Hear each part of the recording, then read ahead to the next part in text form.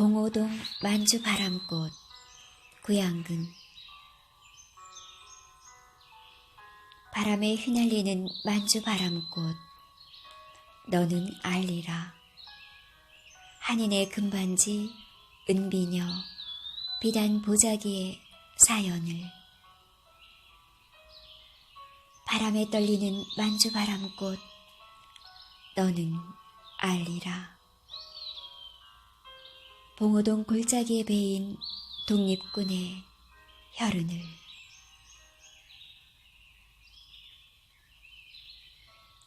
바람에 한들거리는 만주 바람꽃아, 너는 기억하라. 독군부 신민단 의군부의 이름을. 만주 바람꽃아, 다시 피어나라. 환한 미래를 꽃 피워라.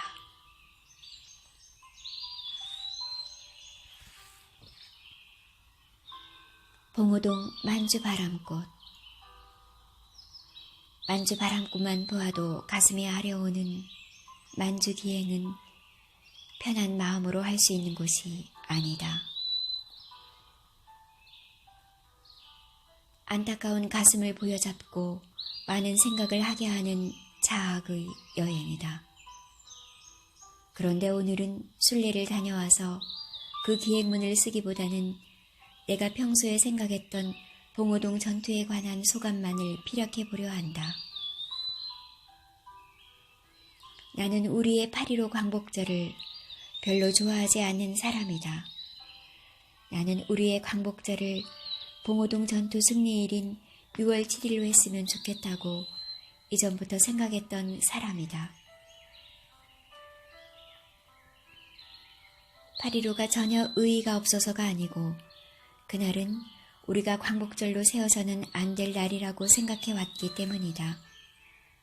8월 15일에 일제로부터 해방된 민족은 우리뿐만 아니고 싱가포르, 인도네시아, 필리핀, 베트남, 미얀마, 홍콩, 스리랑카, 중국 등 아시아의 많은 나라들이 있다.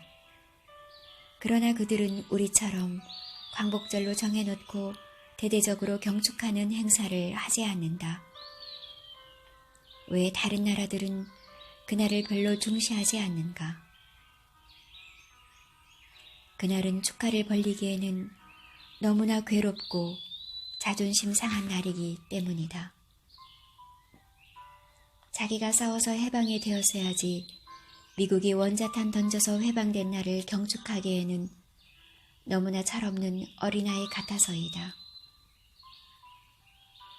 김구 선생님은 시안으로 우리의 임시정부와 광복군을 도와준 후중난 장군을 찾아갔다가 일본의 항복 소식을 듣는다. 김구 선생님은 그의 사무실에서 항복 소식을 듣는 순간 들고 있던 찻잔을 떨어뜨린다. 큰일 났구나. 해방이 됐는데 왜 큰일이 났다는 것일까? 그것은 스스로의 힘으로 해방을 가져왔어야지 남의 힘으로 해방이 되고 말았으니 앞날이 뻔했기 때문이다. 우리의 8.15 광복절에 해당하는 중화민국의 국경일은 10월 10일 쌍십절이다. 이날은 중국이 해방되는 날이 아니고 혁명을 시작하는 날이다. 1911년 10월 10일 순문의 동맹회 혁명군 800여 명의 선봉 결사대가 무창에서 황흥의 지휘 아래 첫 무장봉기를 하던 날이다. 부의 부패한 만청 정부를 타도하기 위하여 전원이 유서 절명서를 쓰고 죽기를 각오하고 나선 날이다. 원래는 10월 10일이 봉기일이 아니었다. 그런데 뜻밖의 10월 9일 한국의 러시아 주계에서 폭탄을 제조하다 부주의로 폭발됨으로써 기밀이 누설되고 말았다. 할 수 없이 거사일을 앞당겨 당일 밤 12시에 봉기하고 만 것이다. 그들의 투쟁은 눈뜨고 볼 수 없을 정도로 처절하였다. 암호가 잘못되어 아군끼리 전투를 벌이기도 하였다. 황흥은 오른손 중지와 식지에 총을 맞아 모명지로 방아쇠를 당기며 진격 명령을 내린다. 그날 희생된 시체를 황하강에 매장하였는데 이들이 바로 황하강 72 열사이다. 중화민국의 가장 큰 국경일은 바로 소수의 혁명군이 거대한 만청정부를 타도하기 위하여 첫 무장봉기를 하던 날이다. 미국의 독립기념일 7월 4일도 독립을 한 날이 아니고 독립선언서를 발표한 날도 아니다. 토마스 제퍼슨이 작성한 독립선언서에 펜실베니아주 필라델피아의 인디펜던스 홀에서 서명을 시작하던 날이다. 13개 영국 식민지 중 9개 대표가 독립에 찬성함으로 독립선언에 합의하고 서명을 한다. 독립선언문이 공식적으로 낭독된 것은 그로부터 4일 후인 7월 8일이었다. 실제 영국으로부터 미국이 독립을 한 날은 그로부터 7년 후인 1783년 8월 3일이다. 즉, 다른 나라들은 모두 자기가 주동적으로 독립을 쟁취하기 위하여 투쟁하던 가장 의미 있는 날을 국경일로 정한 것이다. 봉오동 전투를 주도한 홍범도 장군은 가히 우리나라의 육전의 이순신 장군이다. 봉오동 전투는 우리가 일본의 승리다운 승리를 거둔 첫 번째 싸움인 것이다. 일본군 남양수비대는 조선에서 두만강을 건너와 간도에 우리 독립군을 쫓아 봉오동으로 전면 공격해 들어왔다. 이때 우리 독립군은 만주의 한인들이 마련한 군자금과 국내 보천교 등 종교단체 및 유지들이 보내온 군자금으로 주로 러시아에서 해산하는 체코 군단의 무기를 구입해 놓고 있었다. 당시 러시아군 내에는 체코슬로바키아 출신으로 구성된 일명 체코 군단이 편제되어 있었는데 이들은 원래 독일의 동맹국인 오스트리아 헝가리 제국 군대의 일원으로 강제 징집되어 러시아 전선에 투입됐다가 볼셰비키군의 포로가 되거나 투항한 병사들이었다. 그때 벌써 체코는 오스트리아로부터 독립했고 망명군대는 막 탄생한 체코슬로바키아 민주공화국으로 출발하는 중이었다. 만주 지역 우리 한인 사회에서 모은 군자금은 참으로 한인들의 피 같은 돈이었다. 금반지, 금비녀, 비단 보자기 같은 잡동사니 폐물까지 팔아서 마련한 돈이었다. 요즘도 체코슬로바키아에서 조선의 금가락지, 금비녀, 은팔찌, 옥구슬, 수놓은 비단 보자기 같은 것을 지닌 체코 군단 후손을 만날 수 있다.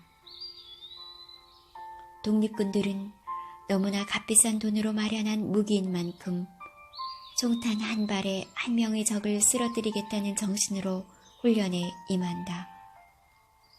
매일 5시간 정도의 강도 높은 집총 훈련을 실시하고 흙과 모래, 육간이 등 무거운 배낭을 메고 군총으로 무장한 채 야산을 오르내리며 군사훈련을 하였다.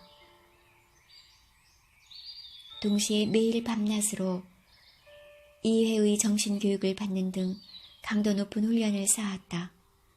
우리 독립군은 봉오동으로 밀려오는 적들을 산돼지 몰이하는 방식으로 병속으로 가둔 후 사면에서 일제히 근거리 조준 사격을 퍼붓는다.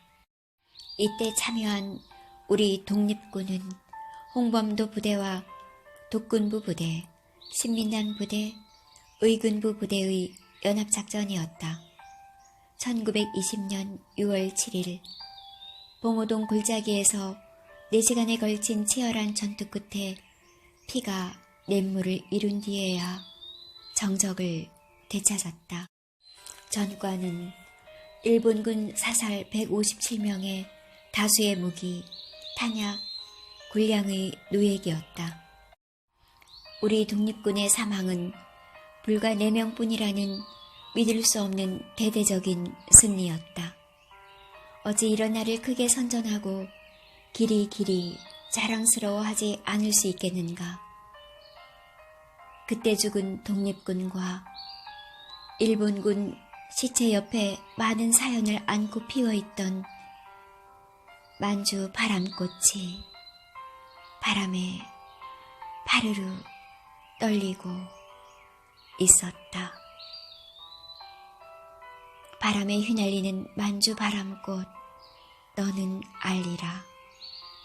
한인의 금반지, 은비녀, 비단 보자기의 사연을. 바람에 떨리는 만주 바람꽃, 너는 알리라. 봉오동 골짜기에 베인 독립군의 혈흔을. 바람에 한들거리는 만주 바람꽃아, 너는 기억하라. 독군부 신민단 의근부의 이름을.